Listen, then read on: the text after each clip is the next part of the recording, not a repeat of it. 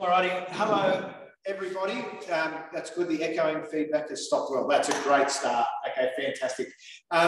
Welcome everybody that's online or those that are watching the recorded version. Welcome everybody here. John Carter's Principal of Mudgee Public. And before we begin, I'd like to acknowledge the Wiradjuri people as the traditional custodians of this land and pay my respects to the elders of the past and present, and particularly the emerging leaders in our school that we have, which is the reason why we're all here every day. All right, we're very privileged this evening to be joined by Alison Nipperess from Mudgee Psychology. And we've had a go here. We're doing a bit of a blended version without Mr. Wheeler, who's our technology facilitator at the school, and we think we've got there. So anyway, we'll see how we go. And if everyone's watching this and hearing what I've got to say, we've managed to work. And if people can't hear me, they'll never know, will they? So that's all right. But look, we're going to talk this evening about, well, Alison's going to talk about, well, the topic is creating a trauma-informed parent community, and there's so much that we could touch on in that space. It's, you know, it's, well, anyway, I don't want to steal any of your thunder, but, yeah, there's a whole heap of ways. We started with Liz Halbish, our community liaison officer, and talking to Alison about this, as Alison just touched on. It's a huge topic, and we could go in so many different ways. So probably what we're trying to do this evening is just sort of dip our toes in, like, you know what I mean, and sort of start a little bit of community awareness and understanding about what trauma can look like, particularly for our students and their peers, and how as a community, school and parents, we can help support that in our community. So I'm really interested to listen. I'm going to float around and make sure the technology is working, and I'll hand over to Alison to talk to us this evening. Okay, very good. So all I have to do is the slide. Yep, that's it. Okay, so now I'm not sure whether to look at you guys on the camera, but I'll probably just go between the camera, you think? Oh, don't look at me.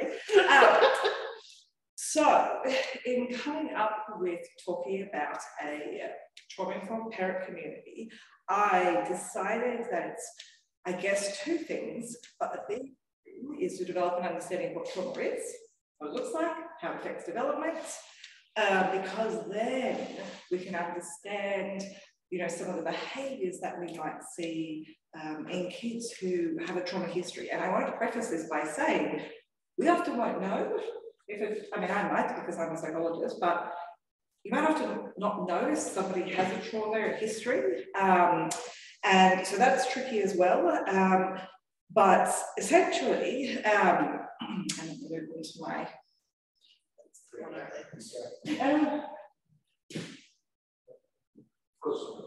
I thought it just worked when I clicked on that. Yeah, sure. Should I turn it off? Yeah. Anyway, so I think it's really important to understand that a trauma-informed community isn't an end state.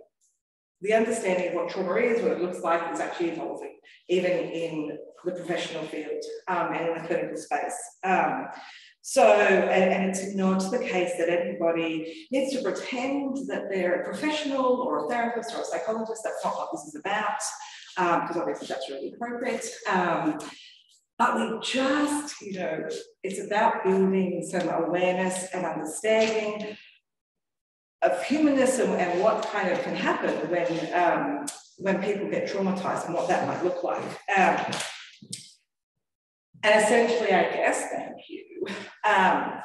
So a trauma-informed community means one where we react to others with empathy, with compassion, being respectful and acknowledging that people might have a past that impacts who they are and how they bump around in the world, which kind of seems like it's stating the obvious, like, yeah, well, we should just be that anyway. But I think what happens is when somebody has had a trauma history, it means they do the world a little bit more tricky. And that's what, you know, we bump up against. And we see bigger behaviours, we see bigger emotions. And developing a bit of an understanding around that is really helpful. So this, so I found this quote, which I thought was really nice. And it basically says, if a child walked around with visible wounds all over their person, would we question their anger, withdrawal, and meltdowns? And of course, we don't see the scars of trauma. We don't see, there's no limbs missing, there's no, there's no wounds on the body that we see. And I think we respond through a lens of compassion when we see a physical disability or we see physical wounds. And so, for example, if you think about, if you saw a child, with a leg in a cast and, burns down the side of their body, and it was a stinking hot day, and then I worked, one was to set of stairs with their parent, and they were having a really big meltdown. They were just kind of completely losing it. We would kind of look at that scenario through that lens of compassion, and we would go, yeah, that's really tough. Yeah, I'm stinking hot, and I'm, feeling a bit, that's hard for that kid. So we can have that lens of compassion when we can see the wounds and the scars, but we don't see that with trauma. And so by becoming trauma-informed, that means we start to understand what that might look like in terms of behaviour. Okay, so let's have a little chat about what trauma is. And this is where I guess it was a little tricky for me to, how much do I do? Because that's a really complex, and I think even and I'm certainly no expert in this field. There are gurus out there who are trauma experts, and obviously I'm a psychologist with a lot of training in this.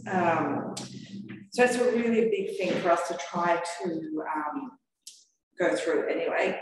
Let's see how it goes.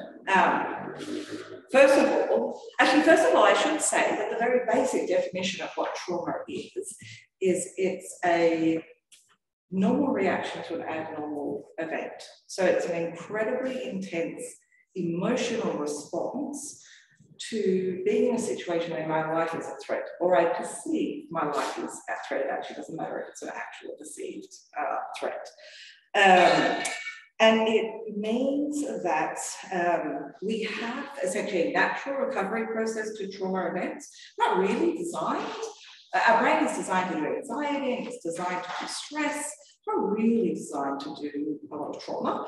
And what happens is when we experience that threat to our survival, there is a recovery process that our brain goes through, and it takes a while.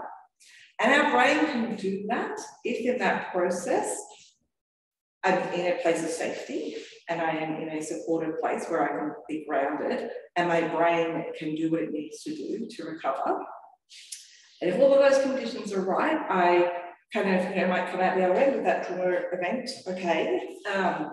But also what happens is my brain then has to make sense of that. If that really frightening, life-threatening thing happened, what does that mean? And our brain makes sense of that, not in our conscious awareness space. It actually figures out how to make sense of that at a much deeper level. So we have these different types of trauma. Acute trauma is where there's a single event, like an assault or a car accident or a natural disaster, something like a single event where I was in fear of my survival and safety. Chronic trauma is where my survival is at risk on an ongoing basis. And complex trauma is kind of when we have a combination of that going on. I might experience really significant acute situations in the context of not feeling safe and secure in my world. Historic trauma is at that root level and, across multiple generations to I guess, the sole generation. That's historic trauma. And intergenerational trauma is where trauma fear responses get passed on genetically through a process called epigenetics. So if I experience a trauma and my brain gets affected by that, it leaves some markers on my genes and not through genetic mutation, which is that sort of marginal of the process, but it leaves markers on my genes that gets passed on to my offspring. And we only are figuring this out in the last 10, 15 years, how that works. And that's really, that's huge stuff, because it means that you can have a child having a fear response to a stimulus that they've never encountered, that is through epigenetics being passed on to them. And so in kids, we see, I guess, trauma through things like attachment trauma with abuse and neglect, and or through sexual abuse or really big, serious family issues. There's even, we can even have really young children exposed to domestic violence. There was this viewpoint that, well, if they're a baby and they got out, then they're fine, because they're not going to remember anything. But now we understand that we have this thing called implicit memory, where even when I can't form an explicit memory, where I can remember the story of what happened, even a young infant's brain will lay down some trauma pathways based on being exposed to fearful events. And that can have an impact on their development. We even obviously, children can be in car accidents, medical trauma for kids who have really serious medical issues in our hospitals and surgeries, or in a family situation that might be a beautiful family situation, but where a parent or a sibling has a life-threatening illness that requires lots of, hospital trips, etc. So lots and lots of different types of trauma. And then there's this term, which is developmental trauma, which refers to, I guess, when in those developing years, if a child experiences trauma, and typically that complex trauma that is has an ongoing nature to it or a chronic nature to it, can actually have a huge impact on the way the brain develops. And so I'm going to go through what that looks like in a sec. And what that, and why it's important, I guess, to know about that is that we don't actually, let me just start going through the slides on that. So first of all, just generally talking about trauma stress, it impacts on, like I said, when we make meaning of a trauma. So something bad happens to me, and I have to make sense of that. And it's not necessarily I sit around going, I wonder why that happened, but my brain makes sense of that. And I might make sense of that by going, I'm bad. Bad things happen to bad people. Something really bad happened to me, I'm bad. And that might become one of my fundamental self-beliefs that my brain then figures out how to do that, how to go through the world based on this absolute truth that I am bad. And so when our brain is making sense of trauma, all these really funky beliefs get embedded. And there might be things like I'm bad, or it might be things like the world is unsafe, other people are unsafe. If I had a car accident, even as an adult, my brain is going to try and make sense of that. And what my brain might do is create a rule that cars are unsafe. And I would, we kind of know that car accidents are possible and, but now my emotional brain knows that, and my emotional brain knows that as an absolute. And I will really struggle to get into a car, because every time I go to get into a car, my emotional brain is going to be going with those alarm bells, and I'm going to experience those trauma reactions again. And so the impact of traumatic distress also is around my sense of safety and what is safe and what isn't safe, and my ability to cope with changes and form secure attachments. And we're going to talk lots more about that in a sec. But let's first have a look at how the brain actually develops, like a normal, typical brain development. And I'll just do this really briefly. Essentially, our brain, we come out really undercooked. As we all know, babies are pretty useless. We come out with a brain that has 100 billion neurons, but they're not all connected. So we've got the hardware, but it's the neural connections aren't there. We don't know how to walk, we don't know how to talk, we don't even know how to move our body. Babies kind of swing their arm in front of themselves and they don't even know it's their arm. So the very first thing that develops, what happens is we call it vertical development of the brain. So the very basic functions develop first and then up to the more complex. And it's also sequential. So this develops, then this, then this, then this. So the brain stem, which is the bit at the back of our brain that connects to our vertebrae, and that does all of our basic survival. That's our heart beating and all of the stuff that we have no idea what's going on in our body that the brain's regulating. Then our motor functions. So that's when we're starting to develop how to use our body, how to walk, how to even develop, the capacity to speak. Then our limbic system develops, and that's where our emotions are. And that's where our amygdala is. And our amygdala is the part of the brain that does the alarm bells. And the cortex, which is just the outer layer of the brain, is the last to evolve and the last part of the brain to develop in infants. And it's and then it doesn't really even start to develop until about the age of 3. And that's when we can start to problem solve, be rational, and and then that doesn't finish developing until we're about 25. So we have this sequential development, and then also our brain has to integrate all of those bits together. And when we have trauma in those early years, those parts of the brain development don't quite happen the way that it should.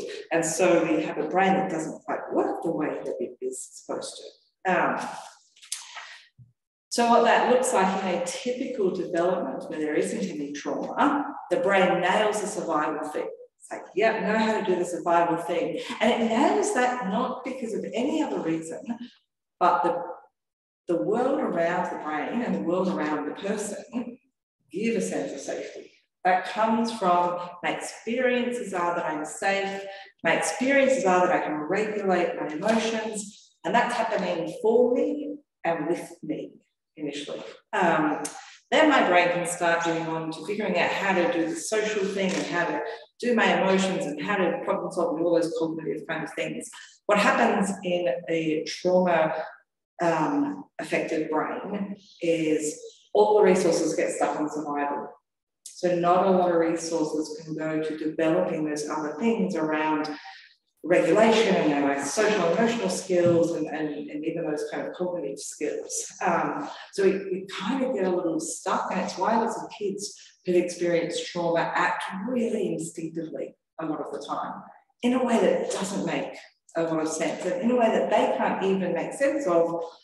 So for example, we have a lot of kids with trauma, particularly complex developmental trauma, who will do behaviours like stealing food, even when they're in a situation where they are perfectly safe and they have plenty of access to food within the home or at school. There's no lack of food. So the logic of it doesn't make sense. We have a child now who's in a safe environment, who has food and access to food. Why are they stealing food out of other kids' bags? They have food in their own bag. They have plenty of food at home. Why are they stealing food? And it's because there's an instinctive impulse which is happening, and food is necessary for our survival. And if you say to that kid afterwards, what are you doing with that? Like, you're food in your own bag. And they can't actually explain that. So when that child says, I don't know, they actually don't know, because it doesn't make sense to them. If they're an older child, it doesn't make sense to them either why they're behaving in that way or why they're doing that. And then we're sorry and we, we won't do it again. And then it happens the next day and they're getting up in the middle of the night and stealing food out of the pantry and hiding it in the bedroom. This doesn't make sense again. We had the conversation yesterday. It doesn't make sense because it's not happening in a part of the brain that doesn't make any sense. It's happening in a purely instinctive survival part of the brain.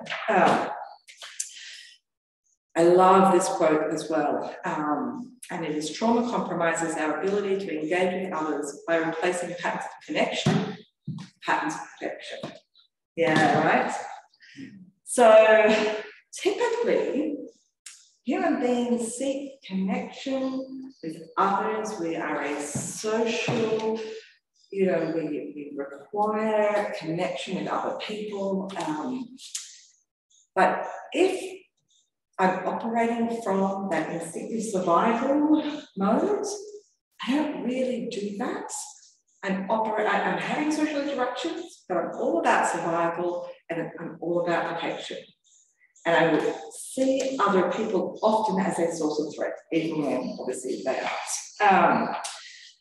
And it is why we see behaviours like pushing back on the, people with complex trauma histories. It can be difficult to build a connection with because they're trying to push back. Or they try and control you because it reduces my anxiety if I can 100% predict you.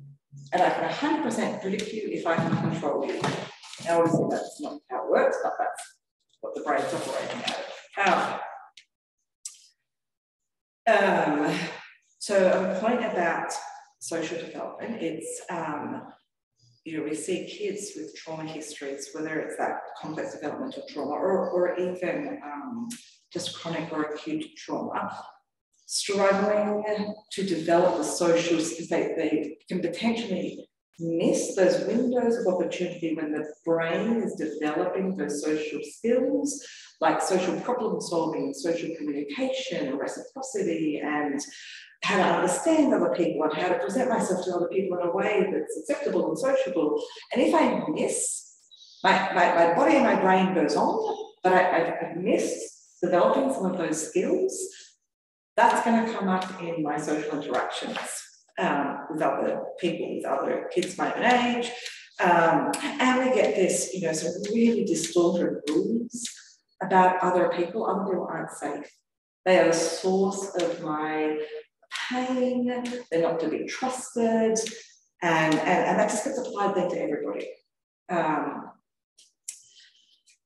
So basically, long and the short of it is that trauma has the potential, and everybody's trauma is different and it affects everybody's brain differently. It depends on when the trauma happens, depends on how long the trauma goes on for, but it has the capacity the potential to affect every part of development and every part of how I do the world, how I am in my body, how I do relationships, how I do learning, the way that I behave. And so that's that, and even as a professional, it's really, to try and unpack that for any given individual is really tricky, except we know that all of that's possible, and that's huge for kids, to have to continue to walk through the world when they've, the development has really been splintered and fractured, and it's really difficult. So that's kind of a quick nutshell on how it affects development. And then now let's chat a little bit about, well, what does that then look like and how, especially in young children. So for traumatized kids and young people, the best option is to stay alert to danger, to consider any change, even what we might consider positive change, as a threat. Because change means something will be different, and I don't know what that different thing will look like and be, and I'm working on the assumption that it won't be good. So my threat lens is on, and that's just how I do the world. So what that might look like is, let's say I was picking up my kids at school, and I'm there chatting to a friend of mine, and there's some kids around here, and I see my child off into the distance, and I go to wave at them to like, here I am. And imagine there's a little child next to me who has a trauma history, and that action of mine, that sudden change, that hand up like this, which might, is just a little wave, but to that child might be, I'm about to get hit. And what happens is, and this happens in all of our brains, by the way, so if you can imagine, and I'm sure you can think of your own examples of this, But if out of the corner of my eye, I saw a black hose and I'm out in the garden, I'm going to go, oh, it's a hose, what a good, not a snake, oh my gosh, how silly. But my heart is going to be pumping a little bit. Even when my brain knows it's not a snake, my brain has reacted, my amygdala has gone, oh, threat, uh-oh. And even when my brain goes, not a danger, still takes a little while for my body to kind of calm down. So if that's what's happening in this scenario, and this little child has a reaction to my wave, and then this little child, because they think they're under threat, and they might lash out, fight or flight response comes into play. They might push the child over that's next to them. They might turn around at me and scream. And all of a sudden, everybody's going, what? What is that? What has happened? And if anyone in that moment was to say to that child, while their brain's still up here, and when our brain's up there, we are over-perceiving threat big time. If I go, hey, what's the deal? That's going to be threatening and getting in their space and questioning and arms are out, what's going to happen? And then we have it, and then, and that's exactly the kind of situation that can then become people pushed over, bags thrown, running off down the streets, and everybody going, what on earth just happened? And even if we said to that kid later when they're calm, what's that about? It's very likely that child is going to go, I don't know. It's very likely that they're not going to have registered this as a wave. They might not have even registered that consciously, but their amygdala registered the movements. So they might not even remember that I did that. So it's really hard sometimes later to even unpack what happened in those situations because they just don't know. Let me give you another quick example of a girl that I worked with many, many years ago, and she was in a very small class, in a very small school, and she was the only girl in the class, and until a new girl came. And everything went for her. Big behaviours, disengagement in learning, and everyone's going, what is going on? Couldn't figure it out. And she couldn't really either. And then, we're like, when did it start happening? Oh, it started happening at the same time as the girl joined the class, and she mustn't like her, what's going on? But in fact, what it was the young girl who had had a trauma history and struggled to make sense of the world. So when they do make sense of the world, it's very black and white. So for her, who I am in this world, I'm the girl in the class. And when that got disrupted, even when it was a positive thing, everyone was really excited. Oh, there's going to be another girl in the class. A girl to play that. Everyone thought it was going to be a great thing. But for her, it was like, well, who am I now? And how's this going to work? And do you know what I mean? So her entire system got rattled, and it all just came out in behaviours because the emotional, think back to that brain development and that integration, the emotional brain in a trauma child might not work well with the thinking brain. So she kind of step back and reflect and go, oh, it's when that new girl started, I just didn't know where I fit in the world. Like she's very unlikely to make that connection. But everything's a threat. Every change, every sudden action is perceived as a threat. And when we think we're under threat, we get very distressed and we go into fight or flight mode, and that looks like this. And it looks like acting out towards others, really big aggressive behaviours, hitting, punching, swearing, verbal kind of aggressive stuff, or acting out towards properties and animals, being really destructive and, kicking the cat, that kind of stuff, or acting out towards myself.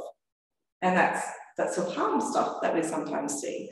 Acting in which just means dissociating, just going into that freeze response. When I'm really distressed, you know, I might fight, I might flight, or I might just freeze.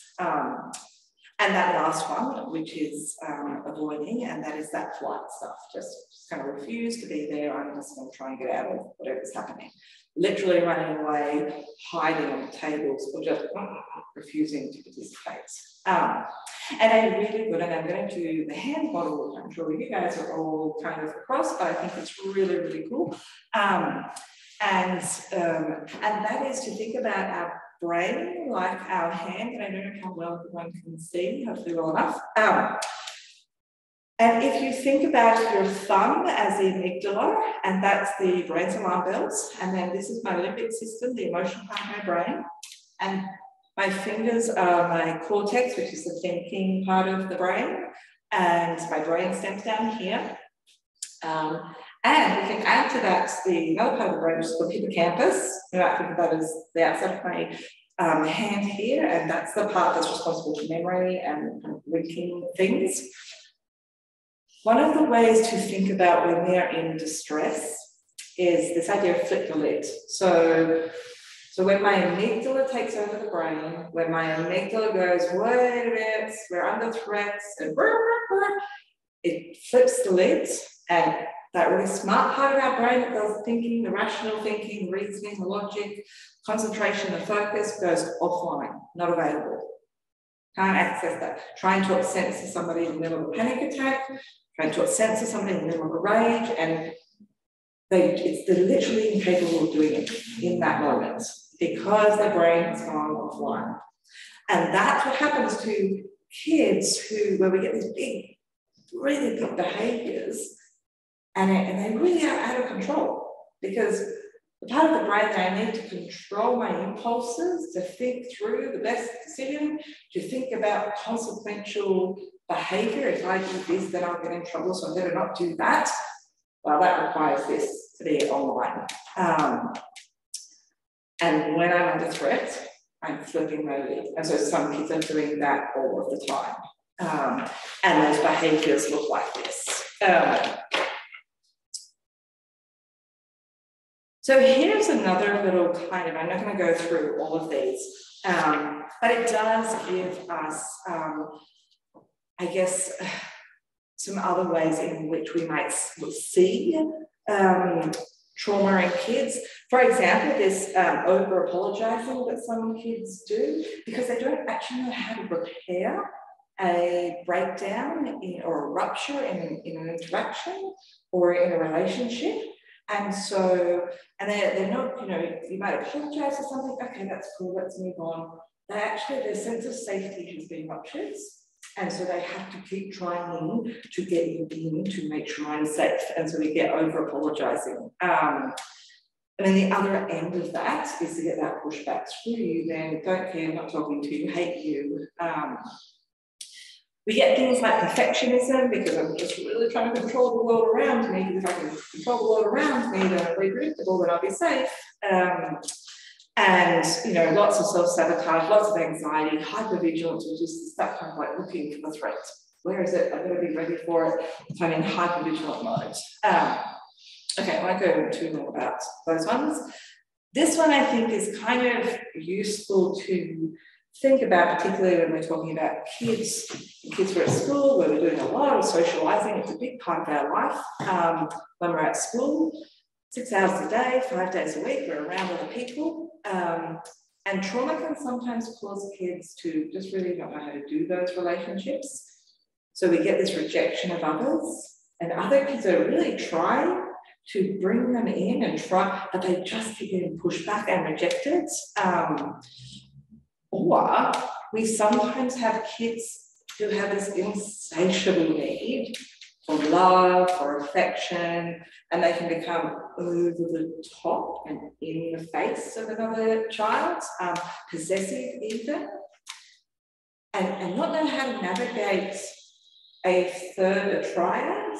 And that's part of social development anyway, when we, you know, figure out how to do that. But if I've got my friend, and then there's somebody else that comes, that person is a threat to this. And so that person can become these, you know, they can get bullying behaviour, or they can just get what's lashing out kind of behaviours. They just don't know how to navigate that. Because, again, the emotional part of the brain isn't integrated that well with the thinking part of the brain, the idea of understanding social consequences, and by that I mean, you know, and kids aren't always great at this anyway because they're all learning, but what I mean by that is, you know, if I'm the ball hog on the basketball court, you know, after a while I'm going to get picked on the team. That's a social consequence of me being a ball hog. And so I might, you know, if I have a realization around that, I might adapt my behaviour because I want to play basketball with my friends. Now, that's a real skill for a lot of kids to develop, by the way. But kids with trauma histories really don't understand the social consequences. It's just not part of the way that they think through their social interactions. So even when you're trying to explain that, that's just not computing. I don't know what you're talking about. That doesn't seem to be how it works. And of course, we get this kind of issues in reading other people as well. And because lots of people who experience trauma, and this could be that chronic trauma or PTSD style trauma, the brain can start disconnecting from feeling states because feelings become a little bit tricky and difficult to do. So we might just not do. We don't do that one. We don't do all of them. And if I'm not connected to my emotional experiences, that has an impact on how I socialize with other people because our emotions serve a purpose. If somebody does wrong by me, I get angry and that makes me stand up for myself.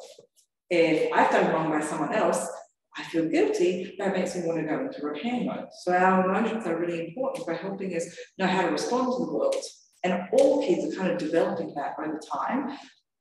But if I'm disconnected from my emotions, that process isn't happening. I'm not just not getting it wrong or half learned it yet, it's just not happening at all. And so this slide kind of really is just kind of restating that is traumatized kids really struggling to decipher their emotional states because there's this, and older kids and adults can describe this idea that my feelings don't even feel like they're my own. They're in my body, but I don't feel connected. That's really kind of tricky to get your head around what that might be like if you have an integrated emotional system. So we see kids who really struggle to do their emotions, and because their emotional brain isn't integrated well with their cognitive brain, that's not really hard to reflect on their emotional and social experiences. So when you're having some of those conversations about, you know, what happened there, and this person's feeling bad, that's really difficult for those kids to, and sometimes they'll nod and kind of go along with what you're saying, and they haven't actually been able to process it. Not out of willful, I don't want to listen to you, they just can't process it. And so here's an example of a chain of events that very often happens with kids with trauma. And I gave kind of that example before, but there's been a trigger. So it might be something that's obvious that's triggered the child off, but it might be very internal for them. A perceived loss of control, anxiety around change through routines, etc. So they have the trigger. Their brain responds to that from that trauma emotional level and go into defense mode, which creates big behaviors. Those behaviors then elicit a reaction in other people. You cannot have a big behavior and have other people around just act as if nothing's. People respond to that. And it's really tricky because even if people respond to that in a way that they think is being helpful, like, hey, you're all right, that's going to be perceived as a threat.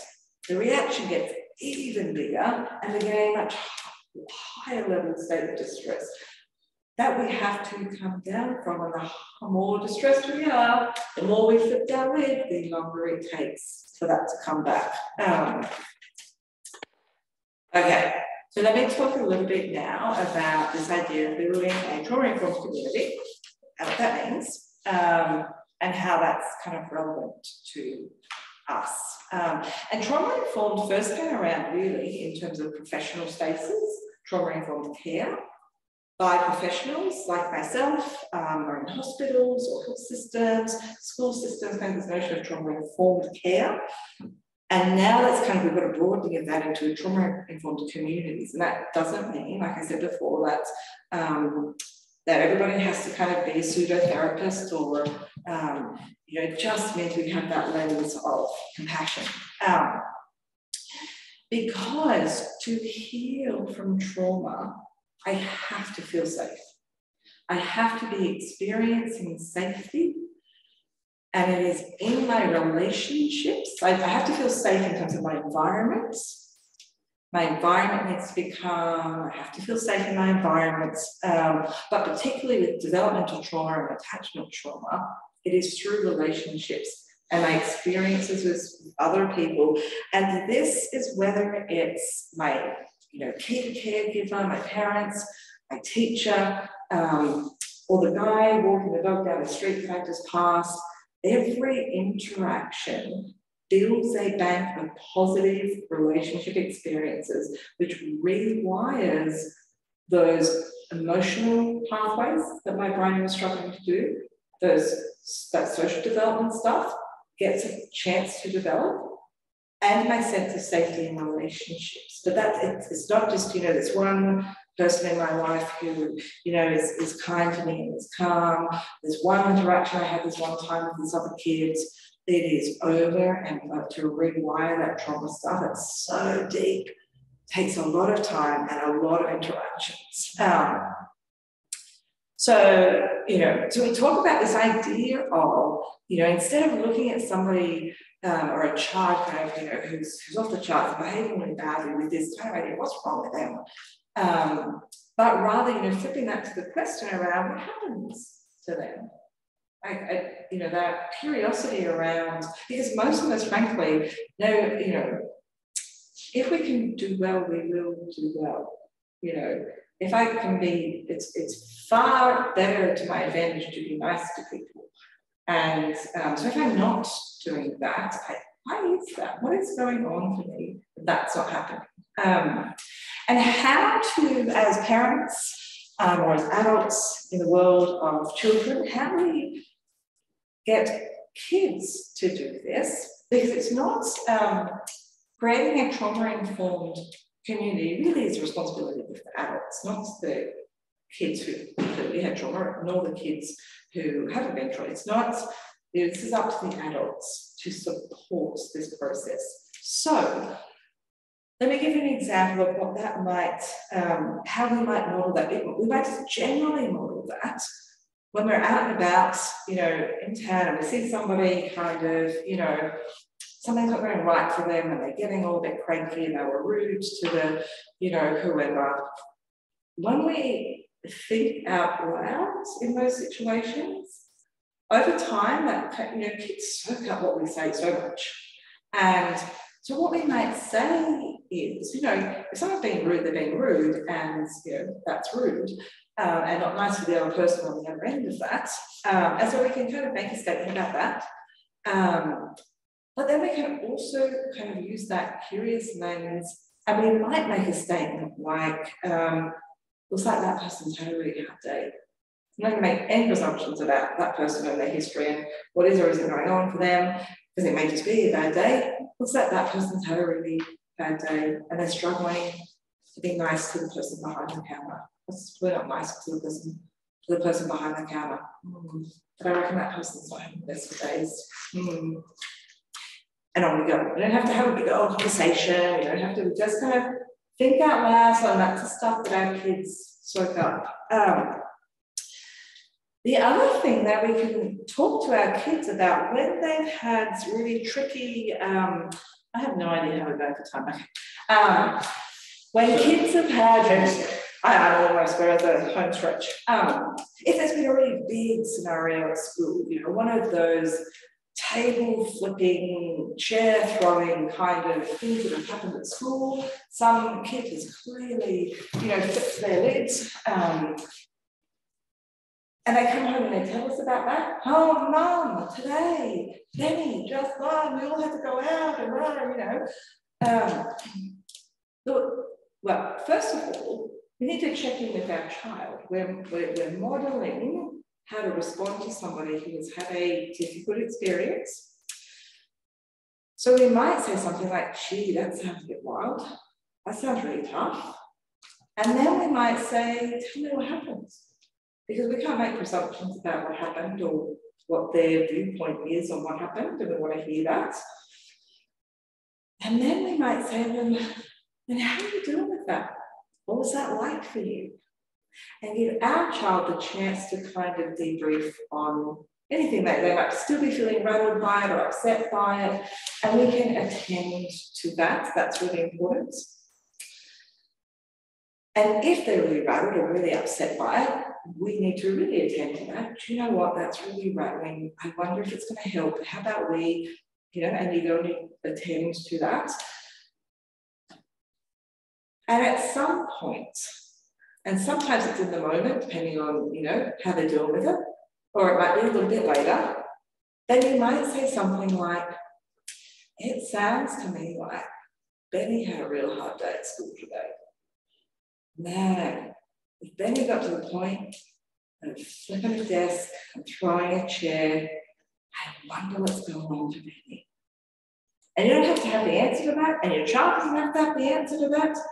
But what we're modeling is a lens of compassion and a lens of curiosity. Not, geez, that Benny throwing those chairs again, he's a shit, isn't it? I probably wouldn't say that because we don't expect to actually. So that's good thing it's being recorded. So we're not saying things like that. We're just and we don't have to even extend the conversation on that.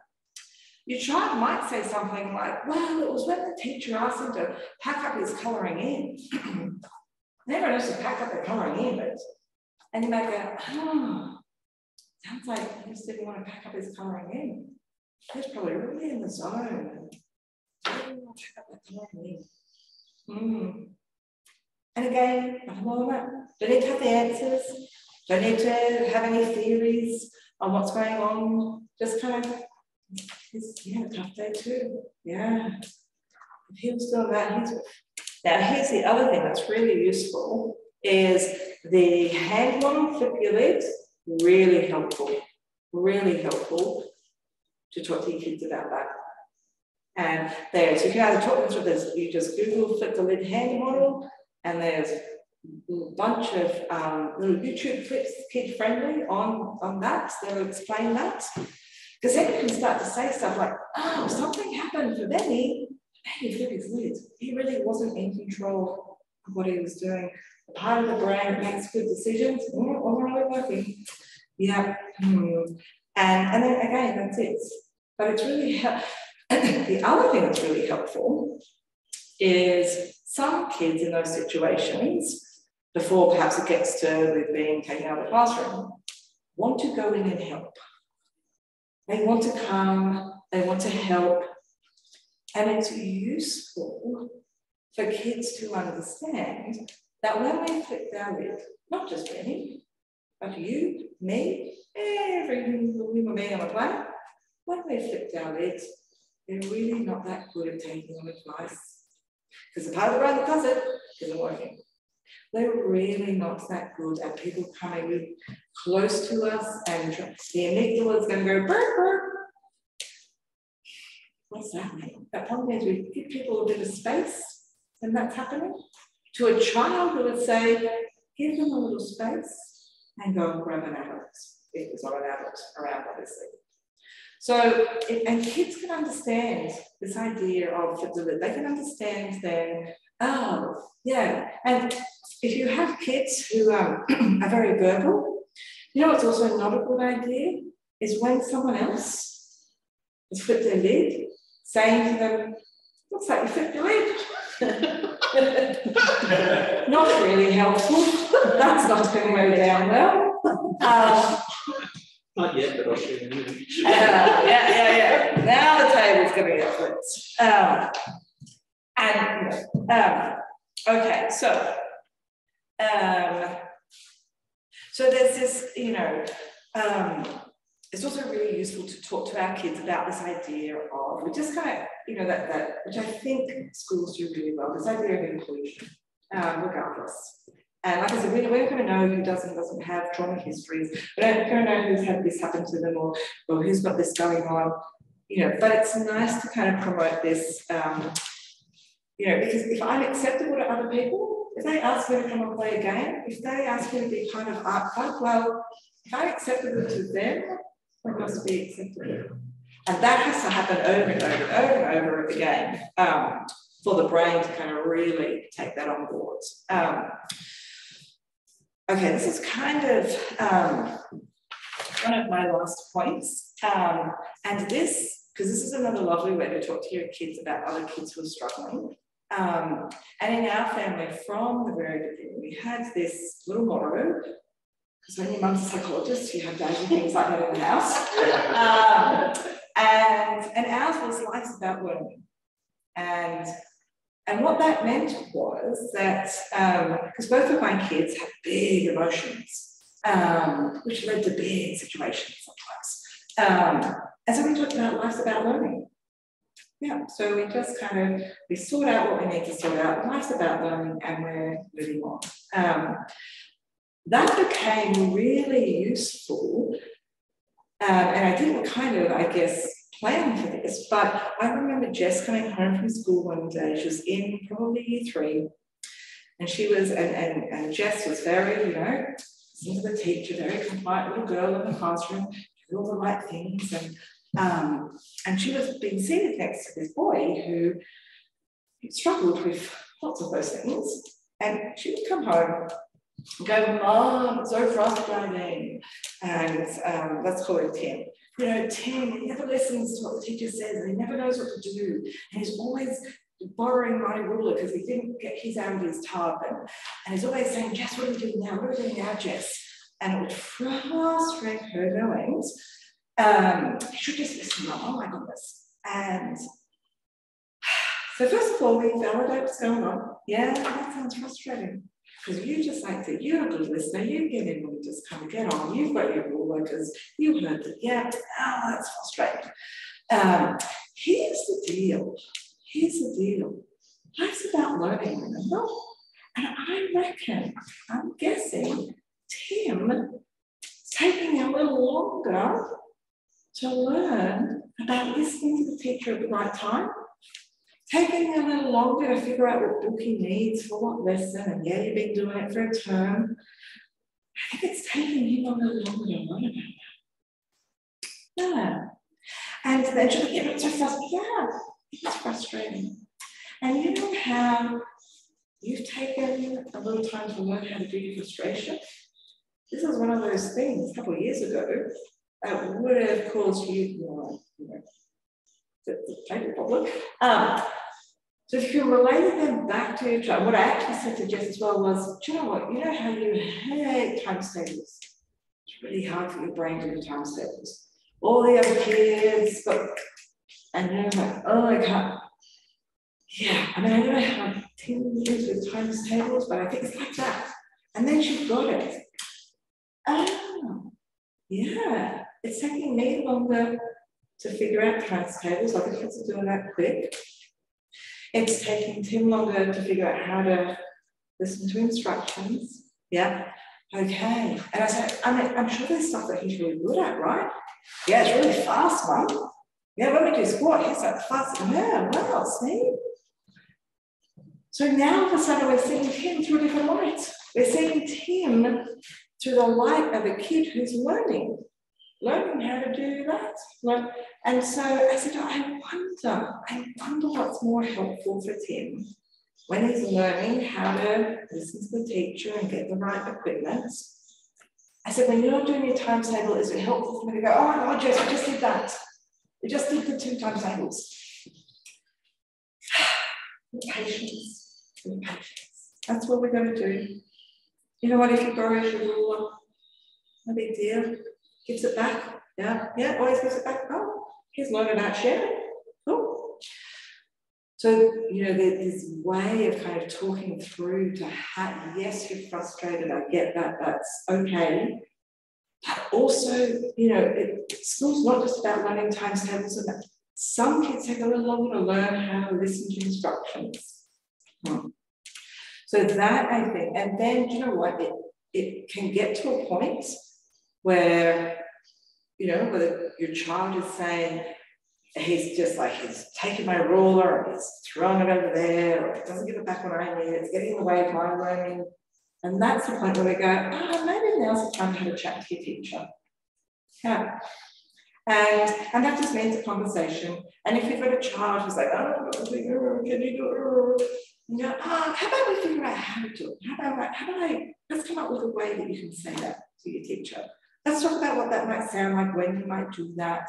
Because then the teacher can come in and also be, you know, it's not up to your child to, you know, fix whatever things are going on here, but they can be a little bit patient with it, that's helpful. And they can know when to talk to a teacher about it, that can be helpful. Just let me go through, so we talked about kindness. Here's a nice little phrase. If your child, you know, is in a social situation with kids, and it's getting really tricky, and you've kind of said to them, try this, and none of it seems to be working, because keeping in mind that, well, kids are developing social skills anyway, but another child trying to help a child with developmental trauma navigate a social situation isn't really going to be what's helpful. So it's okay for your kid to say to another child, again, regardless of their background, I'm not liking this is not working for me, this seems hard for us, we can't figure this out, let's get some help.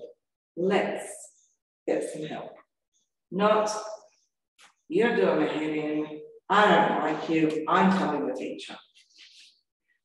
This is not working for me, let's get some help. And then, you know, whoever that is, I love your phrase, trusted adult. You say to your kid, who's the trusted adult at school that you would go to talk about this together? Is it your teacher, teacher's aide, who is it? Now the other child, when you say let's get some help, they might not kind of want to go along with that. That's okay. They might go, no, okay. And your child goes in, but there's that opportunity for inclusion in the process. Not I'm telling on you. I can't figure this out, let's get some help. Okay, I'm going to stop there because the other kind of, that's just a little bit more repetition about we heal through relationships and obviously by feeling connected to where I'm at. Okay. Wow. How's that for time? Very good. 7 o'clock. Before we go, just a couple of closing comments. We might throw it out to see if there are any questions there. I started jotting down a few questions as we were going along, and we kept answering them as we kept popping up. Like as a parent, like one of the ones that I had, which I thought you answered really well and gave me advice even as a parent, was experiencing as a child, or being exposed to some of these events and trying to go home and understand how do you support your own child when you're doing that. You touched upon probably just that empathy and understanding. Yeah. Like, you know what I mean? Just saying it's like they're just probably having a little bit more of a difficult day, or you kept touching on it even more there at the end, like sort of saying that that might take a little bit longer for them or whatever. So I think the thing that I took away from the whole thing is probably starting from the start, where you had that wonderful quote about whether it was a quote or whatever it was, image at the start that said, if you saw the bruises and this, that, and the other, like, do you know what I mean? Like, we wouldn't even question. That's right. Do you know what I mean? Like, we wouldn't even do that. And it's just that whole lens that we talked about there, not just for kids, for parents, for educators, principal, whoever we are in our role in the community, it's about empathy and understanding, and just, it's not about having the answers. No. It's not about fixing it. Yeah. A lens of compassion. Lens of compassion, empathy, and understanding too. And as you said, you kept talking about it as replacement relationship, I suppose. Like, do you know what I mean? It's being able to build that over time. It's not fixing it then and there. It's just understanding a little bit of a different approach. And I thought that was a great theme throughout the whole presentation. Yeah, cool. So something for everybody. Yeah. No questions out there, guys? Any questions in the room? Yeah, I'll put a question. Yeah.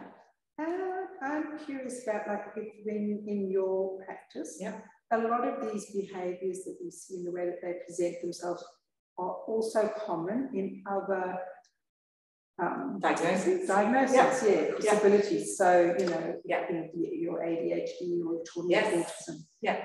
How do you figure out like what's going on for that child? How do I figure that out? Or how do we figure it? Like how, you know, how do you, or how would you distinguish or differentiate? Well, you know, So my answer to that is, you guys don't need to figure that out. It doesn't matter. It doesn't matter if that explosion came from a child who is really rigid in their thinking because they're on the autism spectrum, or because he can't organise himself because he's got ADHD, or because of trauma. It actually doesn't matter. It's the same. It's the same in terms of that lens of compassion, you know, etc. Now, in terms of, I guess, strategies that can make a difference to what's going to be helpful. So that's where it is helpful for a school to, you know, or for the family to have a professional make that differentiation, because that, you know, how we treat that or any kind of bigger level strategies that we put in place for that might actually depend on whether it's trauma or autism, for example.